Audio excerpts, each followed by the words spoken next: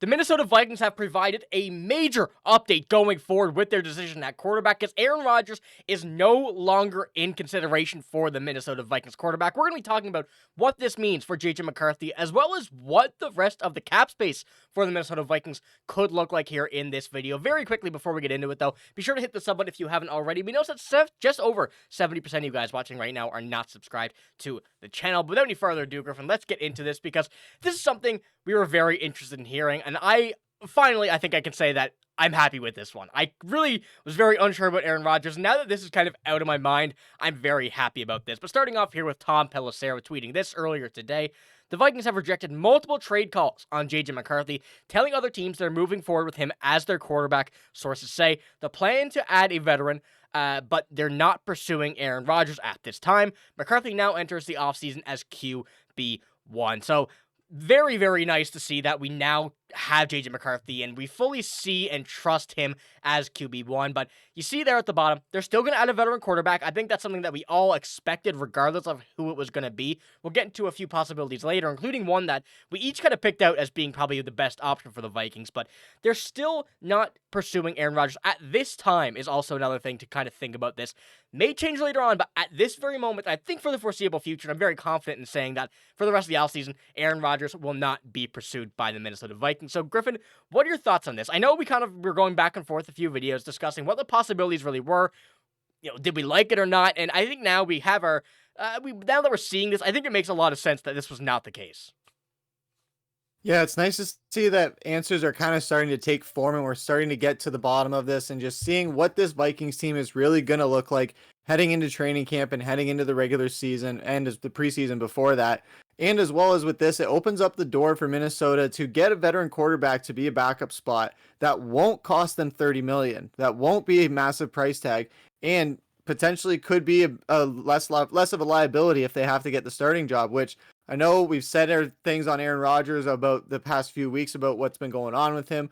I've still been playing devil's advocate here and there for it just because of what he's been able to do in his career, but it isn't what we've seen on the field lately. So the NFL, it's what have you done for me lately? And with some of the other veteran quarterbacks out there, they can get at a cheaper price tag. As far as what they've shown lately, they've shown a bit more potential than Rodgers has shown recently. Now with this as well, I also love this news too, because now this shows that, okay, they're backing up. This was the final domino to fall to show JJ McCarthy that they are fully invested in him as the future of their franchise. Kevin O'Connell went out. They wanted him. They showed that, hey, you're the future of this team with going out and re-signing Justin Jefferson because they have McCarthy on a rookie deal, going out and getting these offensive linemen to protect him, making sure that they go on defense and get some guys too so that the offense isn't out on the field so much to the point where they have to just do everything. And it's still nice to have your defense out there for a little bit because defenses get pick sixes, defenses get turnovers, and they create a lot of opportunities that can swing momentums of games. You're not in an offensive shootout with the other team. What I love about this as well too is that JJ McCarthy will go into this season not having this big cloud over his head that a backup veteran is going to potentially take his spot, and that's going to be perfect for his development. Yeah, you know, Aaron Rodgers would have taken up almost every bit of the Vikings cap space that was left here for the offseason.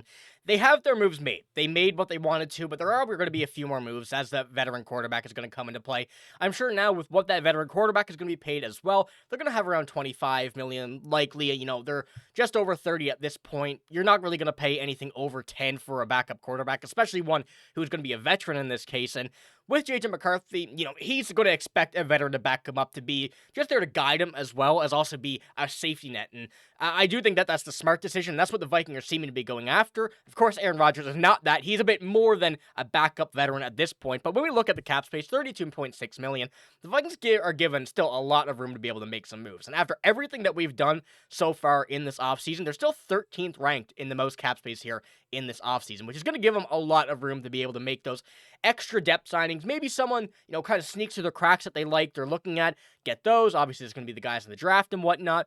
There's going to be having to be money dished out, but they do have still quite a bit of money to be able to make these moves that they want. Now, when we do look at the veteran backup quarterbacks, the other possibilities behind JJ McCarthy, there are quite a few. And stuff that we're going to be really taking a look at here in a moment is, who the possibilities of these are. There's a lot of players that we've seen have success in their careers, some that are, still waiting for that, still on the bit of the older side, have moved around a bit, and a few that have also had some storyline moments, and one in specific with the Minnesota Vikings already, but we're going to get in that in a moment. But I do want to pull up this very quickly before kind of banking on the fact that Aaron Rodgers will not be a Minnesota Viking. We have a quote here from a Broncos insider saying that the Aaron Rodgers to the Vikings is not happening in any way, shape, or form. That comes from Albright NFL, who is that Broncos insider. He mentioned on the Vikings happy hour, and he went on to say that he will retire from his job if Rodgers was to land in Minnesota. Now, of course, I don't know what sources he has. He is a Broncos insider, so he at least knows something more than the average fan, but this is just another kind of thing to throw on top there that definitely will kind of take the weight off a lot of Vikings fans' shoulders with that still possibility of going around. And I don't think that's what this even would have been a conversation, first of all, if Brett Favre hadn't been with the Vikings in the past and knowing the same storyline would have happened. But this is just something I wanted to touch on just before we move on, because the veteran quarterbacks here are obviously something that we want to touch on, something that we're excited to see, because it still has going to be a very big impact behind J.J. McCarthy. We know that the injury history is there. That should be all cleared up by the time that we begin preseason, but when one injury happens, it could happen again. That fear is always going to be there, but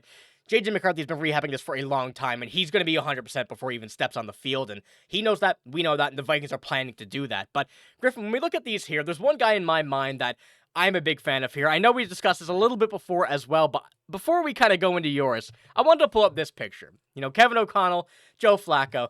This is one that really makes sense to me, and I'll get into a few reasons here why when we kind of pull into this, but this comes from last season's screenshot.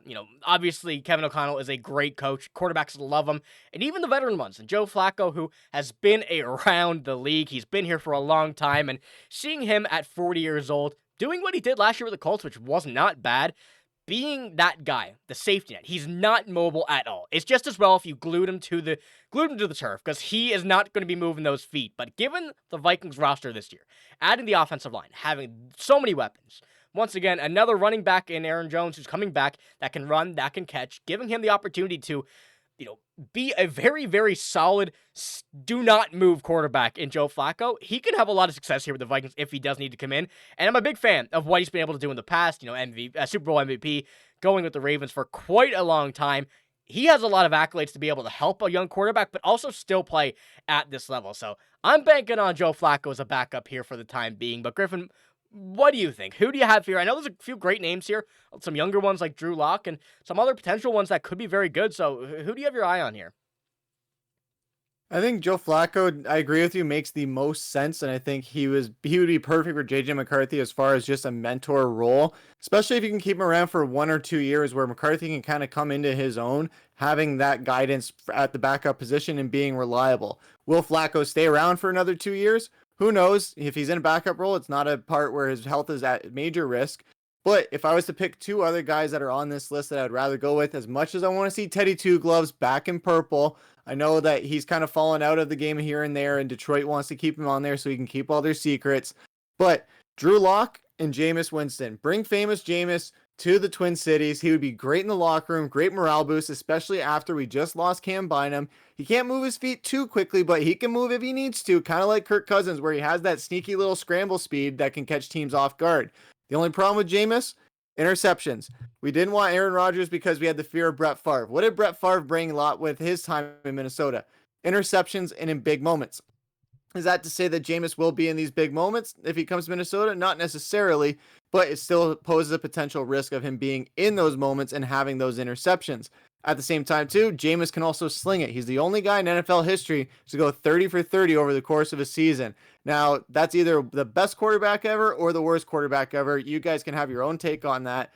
But the bottom line on that is he's a gunslinger. The other thing I'm looking at is Drew Locke, because we saw what he was able to do for the last few games with New York there. He really had a nice resurgence there that people kind of forgot about what he was able to do in that backup role in Seattle, what he was able to do in Denver for a little bit. Yeah, he's not a bona fide certified starter like some other guys are, but he is a very reliable backup that if your starting quarterback is down or you need to pull your starting quarterback because he's not playing very well, he's someone who can be very reliable in there, and he's someone that we saw light up fantasy scoreboards for the last 2 or 3 weeks of the season. Yeah, I do like all 3 of those options and more on that list, especially the Jameis Winston one.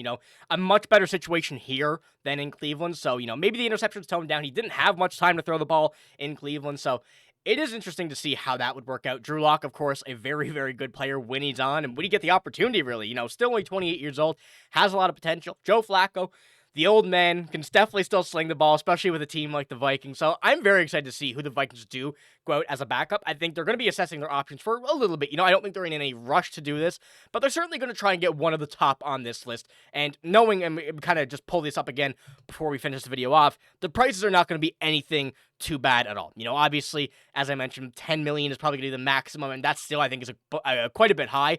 Leaves the Vikings with, around 25, 20 million to be able to spend that money, and I think that's just about what they need to be able to go out here, finish off the offseason in a strong way, and of course, we still have the draft, which we're going to have to see what happens there, so a lot of moves still coming, but I love the way the Vikings are planning this out. Very smart move, in my opinion, to sit out on Aaron Rodgers, and I guess we got to go from here now and see how this works out. So, Griffen, you got anything else before we finish this video off here?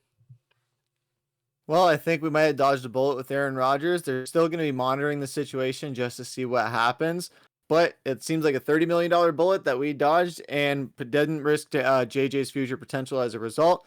So I really like that, and going out and getting a backup quarterback that can be a starter, but isn't going to fight for that starting role with JJ. Yeah, it really does make sense, so I'm very excited to see how this does go on from here. But let us know in the comments below what you think about this. I mean, I think there's a lot of people who have some mixed opinions, but I think overall, people are not going to hate the idea of missing out on Aaron Rodgers. So let us know what you think in the comments below. But that's all we got in this video. If you did enjoy, give it a like, hit the sub button as well. But we're signing out. Thank you for watching. Hope you have a great day. See you later.